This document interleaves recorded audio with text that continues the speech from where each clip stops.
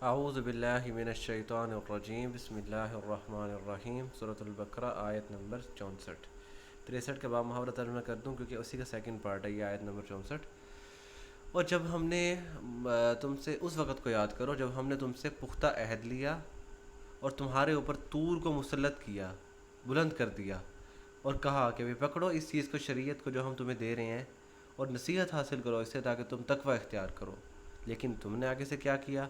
ثم پھر تولی تم نے پیٹھ پھیری۔ تولا کا مطلب ہوتا ہے رخ پھیرنا، پیٹھ پھیرنا۔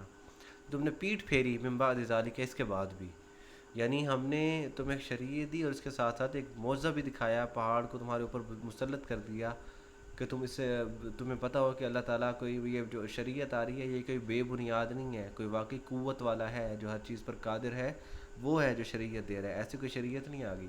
لیکن تم نے کیا کیا؟ اس سب کے بعد بھی تم نے پیٹھ پھیری۔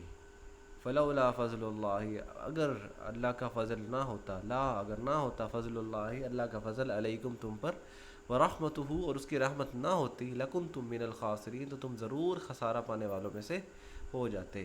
یہ چیزیں دیکھتے رہو، بار بار یہودیوں کو کیا کیا مطلب وہ معجزات دکھائے جا رہے ہیں، کیا کیا ان پہ نعمتیں انعام کی جا رہی ہیں، ان کا آگے سے کیا رسپانس ہے، ان کی کیا حرکتیں، اور اس کی حرکتوں کی وجہ کے بعد اللہ تعالیٰ نے کیسے رحمت اپنے دکھا رہے ہیں، کیسے ان کی بار بار بار بار مغفرت کی جا رہی ہے۔ اچھا، ایک یہ واقعہ آیا، وہ واقعہ آیا کہ جی انہوں نے کھانے پینے سے انکار کر دیا تھا کہ ہمیں یہ نہیں کھانا وہ کھانا ہے، اور حالانکہ اللہ تعالیٰ آسمان سے رزق دے رہا تھا۔ اللہ تعالیٰ نے انہیں کہا یہ فکرہ نہیں، یہ فکرہ کہنا ہے حتتن، انہوں نے اس کو بدل کے کچھ اور کر دیا۔ اس طرح انہوں نے بچھڑے کو معبود بنا لیا تھا، تو وہ ان کی حرکتیں ایسی تھیں، اس کے باوجود اللہ تعالیٰ نے ان کو معاف کر دیا۔ یعنی یہ دیکھتے جاؤ کہ اللہ تعالیٰ نے کہاں کیا کیا، وہ جو نعمتیں ہیں نا، کون کون سی نعمتیں ہیں ترتیب سے یہاں پہ بیان کی گئی ہیں کہ ان کو وہاں سے عذاب سے چھڑوایا، ان کو جناب فرعون سے نجات دی، لیکن اس کا صلہ انہوں نے یہ دیا کہ اللہ کے سوا شرک کیا، بچھڑے کو معبود بنایا۔ پھر جناب کہنے لگے جب حضرت موسیٰ شریعت لے کے آئے تو حالانکہ ہونا دیکھو نا، ایک سامنے اتنا بڑا معجزہ دیکھ کے آ رہے ہیں، حضرت موسیٰ نے سمندر میں عصا مارا ہے اور پانی ایک طرف ہو گیا، درمیان میں رستہ بن گیا ہے۔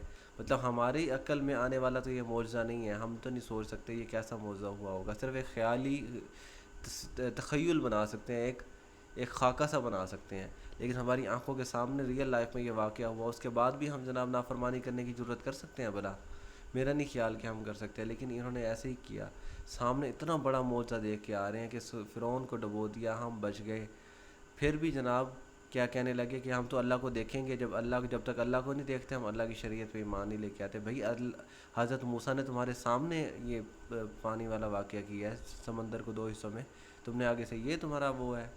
پھر انہوں نے جب یہ مطالبہ کیا، اللہ تعالیٰ نے انہیں موت دی، لیکن پھر اللہ کا احسان تھا کہ اللہ نے انہیں دوبارہ زندگی دی کہ شاید یہ وہ کی۔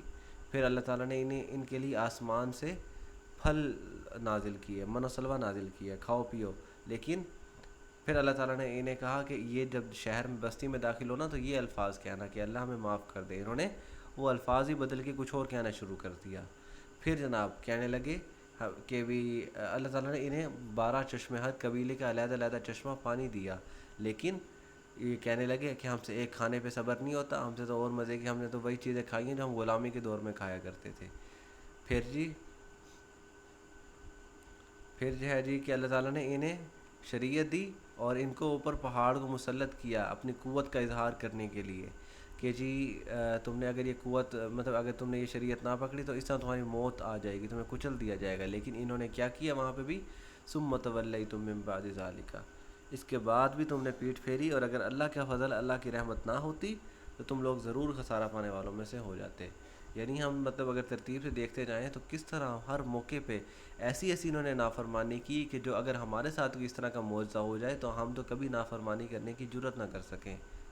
یہ جو ایتھیسٹ اور آج کل کے دور میں یہ لوگ سوال کرتے ہیں، ویسے تو یہ لوگ ایسے ہی رہیں گے، یہ اس وقت کے دور پہ بھی تھے، اللہ تعالیٰ نے جگہ جگہ کہا کہ اگر یہ جو نشانیاں مانگتے ہیں ان کو نشانیاں دے بھی دی جائیں تو یہ پھر بھی ایمان نہیں لائیں گے۔ لیکن ہم مسلمانوں کے لیے یہ ہے کہ اگر ہم یہ معجزات دیکھ لیں تو ہماری جرت نہیں ہے کہ ہم اللہ تعالیٰ کی نافرمانی کریں۔ تو اس کے باوجود انہوں نے اتنا کچھ دیکھنے کے باوجود، اپنی آنکھوں سے سب کچھ آبزرو کرنے کے باوجود انہوں نے نافرمانیاں کی۔ لیکن پھر بھی اللہ تعالیٰ کیا کہہ رہے ہیں، اگر اللہ کا فضل ان پہ نہ ہوتا اور رحمت نہ ہوتی تو یہ ضرور خسارہ پانے والوں میں سے ہو جاتا، یعنی اللہ نے اس وقت بھی ان پہ رحمت اور فضل کیا۔ تو یہ آیت نمبر 64 تک ہو گیا، کل انشاءاللہ آگے پڑھیں گے۔ میں نے ذرا اس وجہ سے ریوائز کیا سارا تاکہ ہمیں ترتیب سے پتہ چل جائے کہ یہودی کس طرح کی قوم تھی اور ہمیں کیوں ان سے نفرت کرنی چاہیے۔ مولانا مودودی کی ایک بک ہے یہودیت قرآن کی روشنی میں، اور وہ کتاب پڑھو تو اس کتاب کو پڑھنے کے بعد دل میں نا انتہائی غصے اور نفرت کی کیفیت پیدا ہوتی ہے ان یہودیوں کے لیے، کہ اس میں مکمل تفصیل سے شروع سے لے کے آخر تک یہودیوں کے کام لکھے ہوئے ہیں کہ انہوں نے اتنے حضرت زکریا کو انہوں نے قتل کیا، حضرت یحییٰ کو انہوں نے قتل کیا، اور یہاں تک کہ حضرت عیسیٰ کے خلاف ان کو بھی مارنے کے لیے تو پہنچ گئے تھے نا، اللہ تعالیٰ نے انہیں آسمان پہ زندہ اٹھا لیا، لیکن ان کو پھانسی کی سزا تو سنا چکے تھے یہ لوگ۔ یعنی اس طرح کے لوگ تھے جنہوں نے اپنے انبیاء کے ساتھ یہ سلوک کیا۔ حالانکہ انبیاء ان کے لیے کوئی نئی چیز نہیں تھے کہ ابھی جس طرح آپ صلی اللہ علیہ وسلم نئے نبی آئے ہیں، ان سے پہلے کوئی نبی نہیں آیا، وہ حضرت ابراہیم ہی آئے تھے، تو ان کی مخالفت پھر بھی ایک حد تک بندہ کہہ سکتا ہے کہ چلو بنتی ہے۔ ان کے پاس انبیاء آ رہے ہیں، ایک کے بعد ایک آ رہا ہے، اور انہوں نے انبیاء کے ساتھ یہ سلوک کیا۔ تو یہ آیت نمبر 64 تک ہو گیا، کل انشاءاللہ آگے بڑھیں گے۔ وما علینا الا البلاغ المبین۔